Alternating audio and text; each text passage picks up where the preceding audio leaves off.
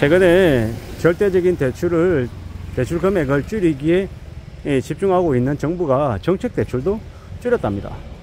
서민들을 대상으로 한 디임돌 대출이죠. 그 대출의 한도도 대폭 줄였다고 하는데, 그래서 잔금을 앞두고 있는 사람들 중에 갑자기 저렇게 한도가 줄어버리니 잔금 마련이 어려워서 멘붕에 빠지는 사람들이 있다고 합니다.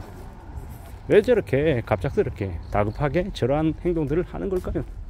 결국은 기다릴 수 있는 여유가 없는 겁니다. 너무 다급해지고 너무 쫓기니까 앞뒤 안 보고 그냥 줄여버린 것 같습니다. 결국 사전에 계획을 세우고 미리 예고하고 하지 않고 닥쳐서 하는 저런 것들 때문에 실수요자들, 서민들만 피해를 입는 것 같습니다. 여러 가지로 앞으로 이제 대출이 중단되는 사태, 대출이 축소되는 사태는 계속 벌어질 것 같습니다. 마음을 좀 단단하게 먹고 살아야 될 것 같습니다.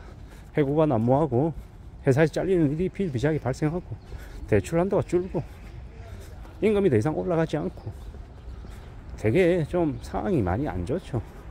이런 상황에서 어른들이 하는 얘기입니다. 일자리 잘 지켜라, 무슨 술 써서라도 붙어 있어라 라고 얘기합니다.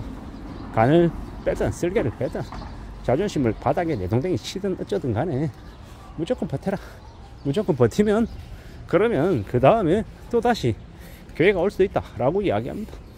그런 얘기를 저도 계속 들으면서 살아왔고, 이 가장이 일자리를 잃는다는 거, 실직한다라는 거, 그 가정 전체가 파괴된다라는 걸 너무도 잘 알고 살아왔기 때문에 저도 지금 이제 되게 저 절벽에 서 있는 심정으로 살아가고 있습니다. 사는 게 참 안 쉽죠. 힘듭니다. 근데 언론의 뉴스로만 보면 그냥 그게 남의 이야기인데, 내가 직접 겪으면 그건 충격이고 공포이고 공황이죠. 쇼크입니다. 쇼크. 그걸 지금 이제 겪고 있는 상황입니다. 어떻게 하겠습니까? 지금은 어떻게든 대출을 내서는 안 되는 시기 같습니다. 우리가 연봉이 2억이다, 연봉이가 3억이다, 대출을 5억 받는다, 10억 받는다, 좀 수월하게 생각합니다. 쉽게. 근데 대출을 받아서 집을 사서 집값이 왕창 오르고 시세차익을 5억 벌고 10억 벌고 20억 벌고 금방 부자가 된다, 뭐 되게 단순한 그냥 게임처럼 이렇게 얘기하는데, 게임의 공식처럼 이야기하는데, 그렇게 실현돼서 실제로 돈을 벌면 좋죠. 근데 그럴 수 있는 사람은 소수입니다. 대부분의 사람들은 그거 흉내내다가 감당 못할 빚에 짓눌려 가지고 삶이 개판되는 거죠. 다 틀어집니다. 되게 우울해진다라고 봐야 됩니다. 그리고 비치지 않고 아둔하게 한심하다라고 손가락질 받으면서 한 사람이 불황이 오면, 불경기가 오면 제일 현명했다라는 걸 알게 됩니다. 지금의 우리는 어떤 식으로든 견디고 버티고 살아남을 각오를 해야 됩니다. 그게 필요하다라는 겁니다. 저도 뭐 이미 바닥까지 내동댕이 쳐진 상태인데 더 아래로 내려갈 수 있을까? 물론 회사에서 더 악의적으로, 더 지하로 끌어내릴 수 있다는 거 잘 알고 있습니다. 그래도 가보겠다라고 다짐합니다. 아래로 끌려 내려가면 또 끌려 내려간 대로 그 안에서 또 적응하고 또 익숙해져서 또 살아야겠죠. 그런 마음을 먹고 있습니다. 참 힘들고 참 막막하고 참 두렵고 참 겁나는 상황이죠. 어떻게 해야 되나, 어떻게 살아갈 수 있을까 라고 스스로에게 계속 묻습니다. 겁도 많이 나오고요. 어떻게 해야 되겠습니까? 뭐가 필요하겠습니까? 조용히 찬찬히 따져보면 지내야 될 것 같습니다. 내 생각대로 세상이 흘러가지 않겠지만, 그럼에도 불구하고 시시각각 변해가는 세상의 상황에 맞춰서 저를 하루빨리 적응시켜서 어떻게든 버티고 견뎌야죠. 그거 말고 없는 것 같습니다. 어떤 이들이 또 누군가는 뭐라고 얘기할 겁니다. 구질구질하다, 한심하다.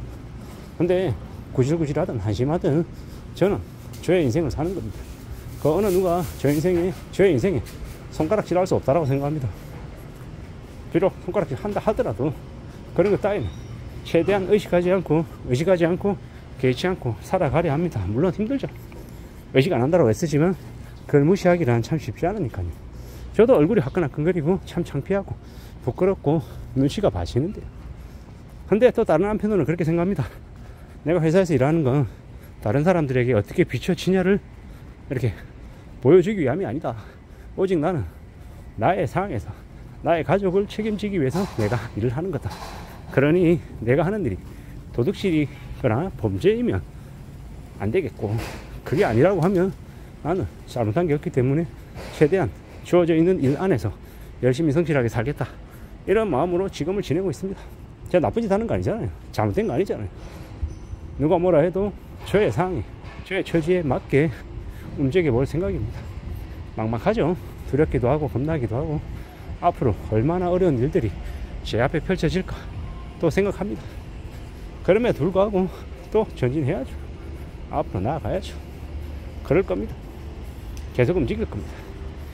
그렇게 하다 보면, 그렇게 살아가다 보면 길이 열리지 않을까라고 조심스레 생각하는 겁니다. 막막하기도 하고 두렵기도 하고 겁나기도 하고 좀 많은 복잡한 생각들 속에 지금 이제 살아가고 있습니다. 근데 어떡하겠습니까? 최대한 빚지지 않고 금융권으로부터 독촉받지 않는 삶을 살면 된 거 아니냐. 그렇게 안전하게 최대한 살아가겠다 라고 각오합니다. 그렇게 조심하며 사는 삶, 빚지지 않는 삶, 최대한 안정을 추구하며 사는 삶, 그거면 되는 거 아닌가라는 겁니다. 우울하고 답답하고 안심하고 막막할 수 있다는 걸 너무도 잘 압니다. 그래도 또 살아가 볼 작정입니다. 살아내야 되겠죠.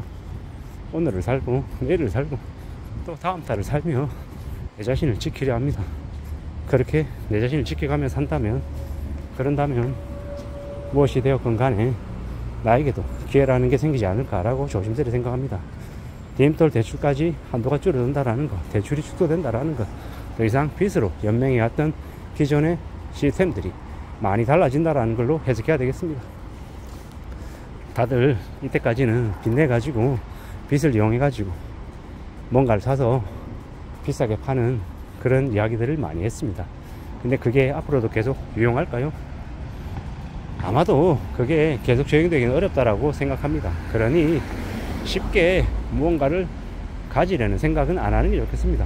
세상은 저 같은 사람에게 금방 뭔가를 주지 않습니다. 이리 저리 굴리고 뒤흔들고 누르고 비방하고 압박하고 온갖 수모를 다 주고 못 버티게끔 알아서 떨어져 나가게 만듭니다. 근데 견디고 버티고 참고 또 참으면 어떤 일이 생기겠습니까? 길이 열릴 수 있다라는 겁니다.